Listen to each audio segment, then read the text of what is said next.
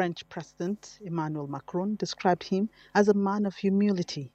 Dutch Prime Minister Dick Schoof says he was a role model for Catholics and non-Catholics alike. Russian President remembers Pope Francis as a defender of the highest values of humanism and justice, while Ukrainian President says he gave hope, eased suffering through prayer, and fostered unity.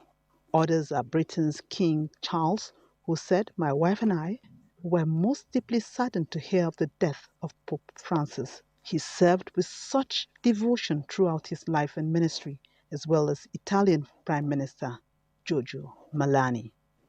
From the African continent, Kenyan President William Ruto calls the Pope's passing a big loss to the Christian world, praising his unwavering commitment to inclusivity and justice. Ethiopia's Prime Minister on X wrote, "May his legacy of compassion, humility, and service to humanity continue to inspire generations to come."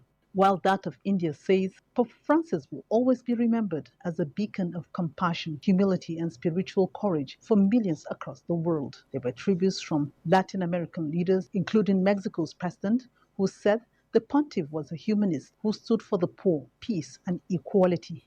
Uruguay's president said the Pope left at a moment when the world needed him most. That of Bolivia said he was not only the leader of the Catholic Church, but also a staunch friend of the great homeland and a fervent defender of the most vulnerable. UN Secretary General Antonio Guterres said he joins the world in mourning the passing of His Holiness Pope Francis. I want to extend my deepest condolences to Catholics and all those around the world inspired by the extraordinary life and example of His Holiness Pope Francis.